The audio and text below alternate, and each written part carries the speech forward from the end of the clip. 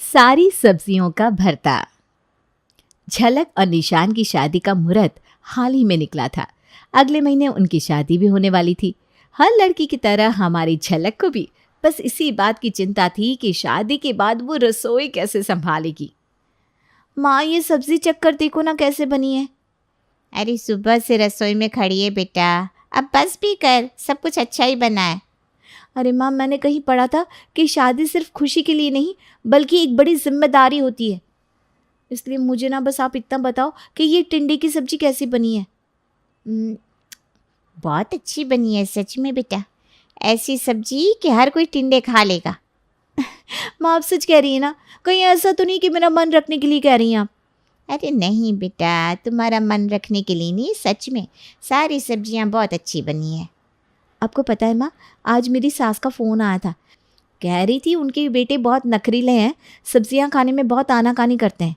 इसलिए मैं चाहती हूँ कि मैं ऐसा खाना बनाऊँ उन्हें इतना पसंद आए कि वो ना ही ना कह पाए। अरे बेटा, ऐसे ही होता है। वो क्या है ना, माँ उन्हें बिगाड़ देती है ज़्यादा प्यार करने के बाद, इसलिए। लेकिन हमारी बेटियाँ ना बहुत अच्छी होती है, वो घर को संवारती हैं। बेटियों के बहुओं के आने से घर घर लगता है। फिर तो मैं यहाँ से चली जाऊँगी तो आप मुझे बहुत याद करेंगे ना? हाँ वो तो है, लेकिन फिर भी तू जब भी यहाँ आए तो मेरे लिए अपने हाथों से कुछ बना देना, ठीक है? ठीक है, मैंने जो इतनी सारी सब्जियां सीखी हैं बनाना, वो मैं आपको एक एक करके खिलाऊंगी। हाँ हाँ, क्यों नहीं। मैं क्या, तेरे ससुराल वाले भी बहुत खुश हो जाएंगी तेरे हाथ की सारी सब्जियां खाकर। तू तो अपने देवर और पति को भी सुधार देगी। झलक पूरी तरह तैयार थी अपने ससुराल में जंग लड़ने के लिए।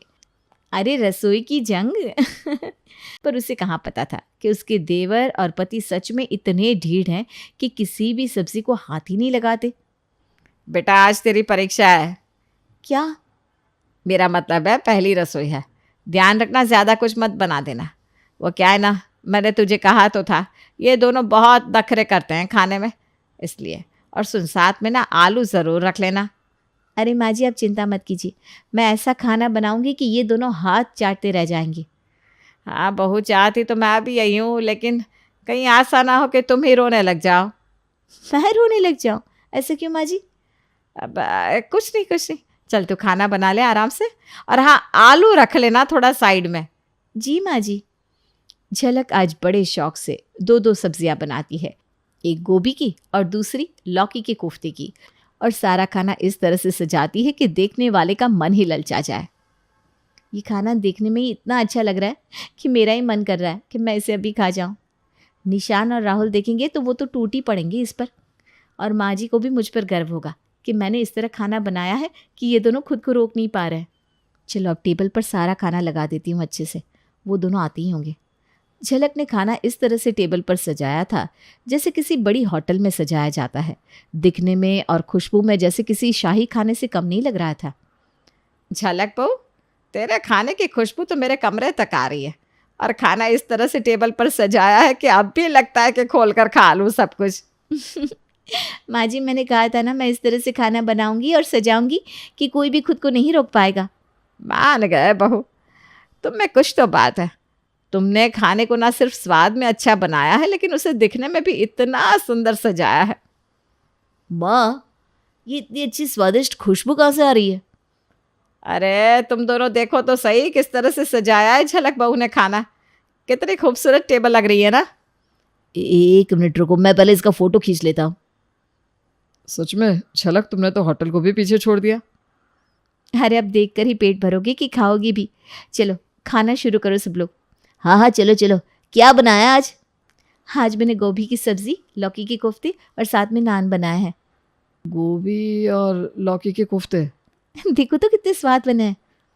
भाभी, आपने सच में बहुत अच्छा खाना बनाया है, लेकिन क्या हमें आलू का पराठा मिल सकता है? हाँ झलक, हम दोनों ना ज़्यादातर सब्जियां नहीं खाते हैं। तुम ज़्यादा मेहनत मत किया करो, सच में। तुम हमें आलू का पराठा दे दो, हम दही के साथ खा लेंगे।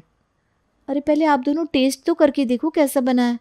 नहीं नहीं भाभी, हम कुछ ही सब्जियां खाते हैं, जैसे आलू के पराठे, नमक मिर्ची वाला पराठा, बैंगन का भरता। हाँ बेटा, तभी तो मैंने तुझसे कहा था ज़्यादा मेहनत मत कर इन गधों के ऊपर, ये ऐसे ही है। मैंने भी कितनी कोशिश की इन्हें सारी सब्जियां खिलाने की, लेकिन ये दोनों ढीठ के ढीठ ही है। आज बहू ने कितने प्यार से तुम दोनों के लिए खाना बनाया है, एक बार खा कर तो देखो। माँ आपको पता है हम दोनों नहीं खाते ये सारी सब्जियाँ। अच्छा ठीक है, मैं आलू का पराठा बना कर लाती हूँ। बेचारी बहू मेरे बारे में क्या सोचेगी? क्या आपने इन नालायक बच्चों को कुछ नहीं सिखाया? कितना बुरा लगा होगा उसे। झलक का सारा उत्साह अपने देवर और पति की बात को सुनकर खत्म हो गया। उसने दूसरे दिन उनके लिए सिंपल सा पुलाव ही बना दिया। ये देखकर निर्मला को झलक के लिए बहुत बुरा लग रहा था। मैं जानती हूँ बेटा कि तेरे बहुत अरमान रहे होंगे कि तू ये बनाएगी, ससुराल में वो बना कर खिलाएगी, लेकिन यहाँ तो इन दोनों नालायकों ने तेरा सपना ही तोड़ दिया है ना। हाँ माँ जी, मैंने कितनी सारी अच्छी सब्जियां सोच कर रखी थी कि रोज़ कुछ ना कुछ अलग अलग बनाकर खिलाऊंगी सबको, लेकिन मुझे क्या पता था कि ये दोनों तो बिल्कुल भी सब्जियों का हाथ ही नहीं लगाते। अरे बेटा, इनके पिताजी भी ना ऐसे ही थे। जब मैं शादी करके आई थी तब मुझे पता चला कि इनके खानदान में हर कोई ऐसा ही है। एक बस बैंगन का भरता सबसे ज़्यादा पसंद है इन सबको, क्योंकि उसमें बैंगन ही नहीं दिखता ना, इसलिए।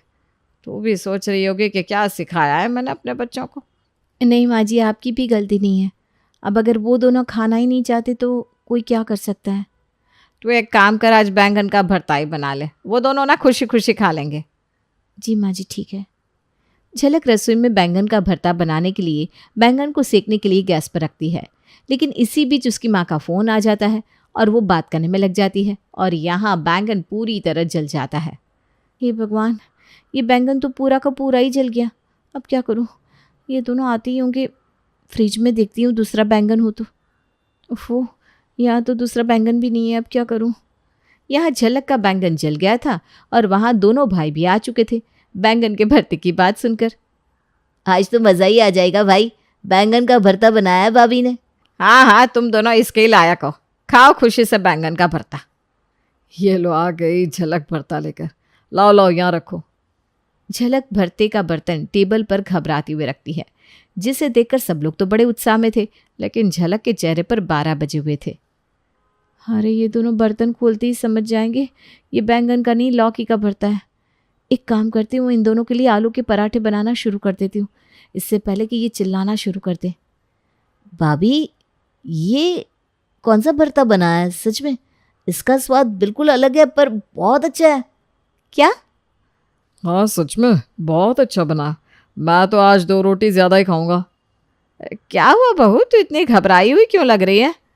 नहीं नहीं, मैं तो खुश हूँ, इन्हें ये भरता पसंद आया। राहुल और निशांत को पता ही नहीं चला कि वो भरता बैंगन का नहीं बल्कि लौकी का था। झलक ने ये बात निर्मला को अगले दिन बताई तो उसे भी विश्वास नहीं हो रहा था। तू सच कह रही है क्या बहू? हाँ माँ जी, मैं सच कह रही हूँ। इन दोनों ने जो भरता खाया था ना, वो लौकी का था, बैंगन का नहीं। और तो और आज मैंने इन्हें टिफ़िन में तुरई का भरता बना कर दिया है। आज देखते हैं ये दोनों खाकर आते हैं कि नहीं। अगर दोनों खाकर आते हैं फिर तो हमारा काम हो गया। अगर ये सारी सब्जियां ऐसे ही खाने लगे तो मैं तो गंगा नहा लूंगी बहू। भाभी, ये क्या डाला था आज आपने टिफिन में? क्या हुआ, पसंद नहीं आया क्या? सॉरी, मैं दाल चावल बना देती हूँ। आज झलक, आज ये क्या डाल दिया था तुमने टिफ़िन में? मेरे तो सारे दोस्त टिफ़िन पर कूद पड़े, मुझे खाने का मौका ही नहीं मिला। कल मुझे यही दोबारा बना कर दे देना। हाँ भाभी प्लीज़, मुझे भी, और मेरे लिए ना 2 रोटियां ज़्यादा डालना प्लीज़, आज तो कम ही पड़ गई। क्या सच में आप दोनों को इतना अच्छा लगा आज का टिफ़िन? माँ जी, अरे झलक गंगा जल्ला, मैं तो अभी डुबकी लगा देती हूँ। इन दोनों को क्या हो गया है? भरता ही तो खाया है ना हमने। पता नहीं क्या हो गया। अगर आपके घर में भी नहीं खाते हैं सब्जियां तो इस सारी सब्जियों का भरता बनाकर देख लीजिए, क्या पता आपके लिए भी ये ट्रिक काम कर जाए। नहीं नहीं, ये कहानी इन सारे के सारे रिश्तों की नहीं, बल्कि 2 रिश्तों में ही सभी रिश्तों के होने की है। अरे बहू, मेरे और तेरे ससुर जी की रोटी मत बनाना, मैं बना लूंगी, दिन तक ठंडी हो जाती है। बहू जो कि एक वर्किंग लेडी थी। नहीं नहीं माँ जी, मैं अच्छे से कपड़े में लपेट देती हूँ ना, आप क्यों मेहनत करेंगी, माइक्रोवेव में गर्म कर लेना। अरे नहीं बहू, मेहनत मत कर, वैसे भी ऑफिस में कम मेहनत होती है क्या, जा रहने दे। लेकिन बहू मानती नहीं, वो सास ससुर की रोटी बनाकर ही जाती है।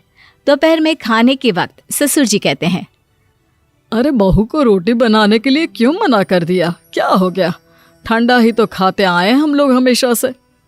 अरे वो क्या है ना, सुबह ऑफिस जाती है, घर का सारा काम करने में वक्त लग जाता है।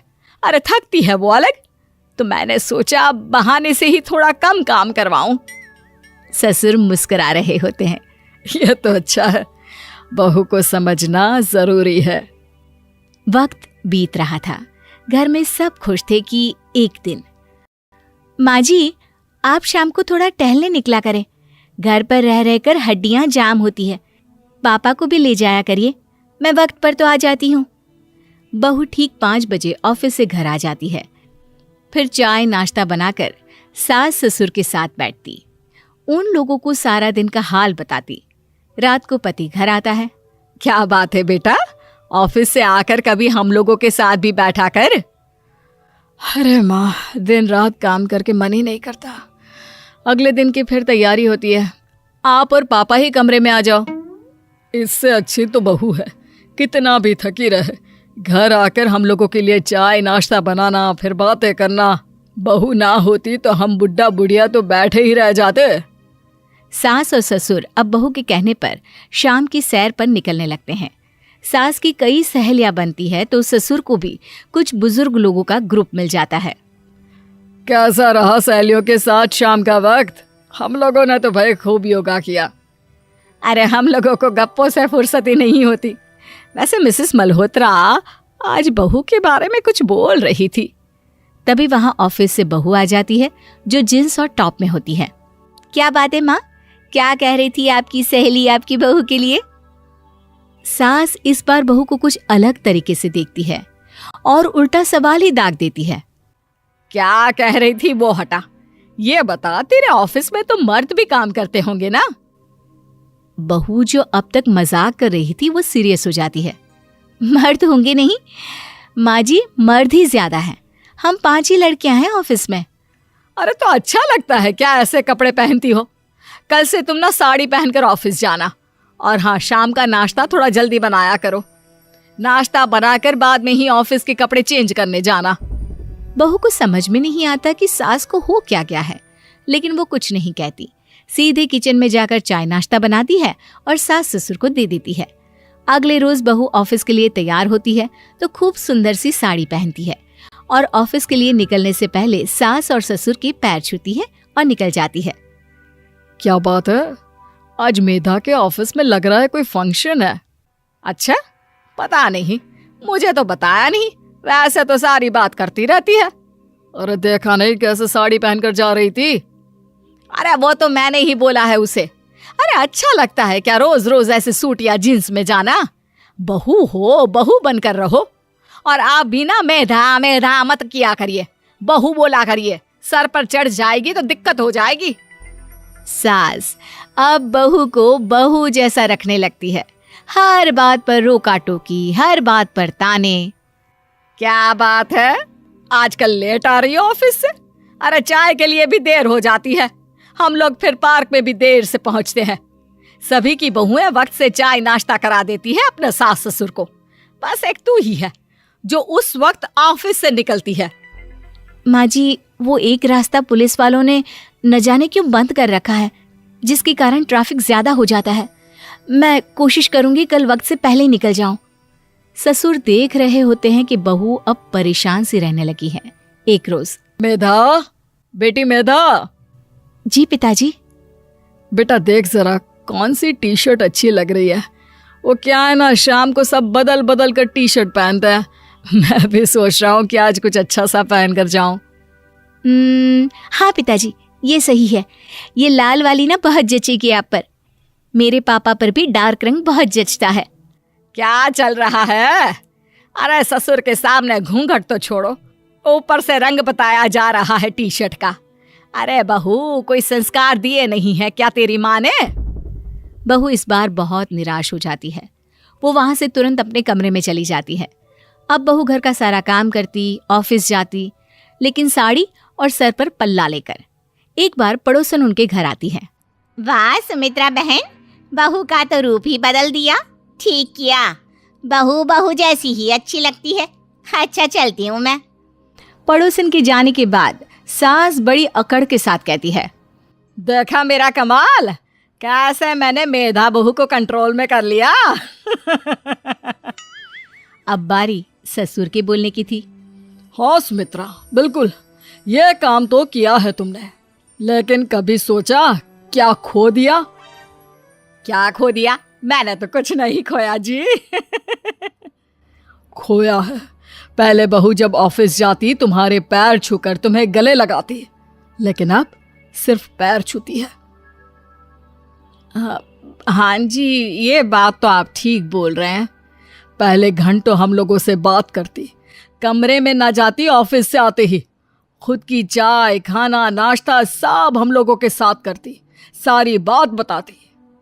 लेकिन क्या तुम्हें पता है, बहू की तबीयत खराब चल रही है, वो माँ बनने वाली है। ये बात मुझे बेटे ने बताई कि तुम्हें बता दूं। अब सास की आंख में आंसू थे। वो समझ गई थी कि लोगों के कहने में आकर उसने क्या खो दिया। शाम को बहू घर आती है तो माँ किचन में पकोड़े तल रही होती है। अरे माँ जी, आप रहने दीजिए ना, मैं आ तो रही थी। अरे नहीं, जा तू चेंज कर ले, मैं नाश्ता और चाय टेबल पर ही लगा रही हूँ मेधा। सास के मुंह से अपना नाम सुनकर बहू को बहुत अच्छा लगता है। माँ जी, कोई गलती हो गई है क्या? मेरे होते हुए आप काम करें, ये ठीक नहीं है। संस्कारी और समझदार बहू सास को माँ समझती है, लेकिन सास की बेवकूफ़ी उसे सास ही बनाकर रखती है। बहू, मुझे भी थोड़े संस्कार और समझदार बनने का मौका दे, जिससे मैं भी बहू नहीं बेटी को देखूं तुझ में। और हाँ, मेरा होने वाला पोता क्या कहेगा कि दादी ने तो मेरी माँ को बहुत परेशान किया। बहू सास को गले लगा लेती है। नहीं माँ जी, वो कहेगा कि माँ को तो दादी ने बेटी बनाकर रखा है।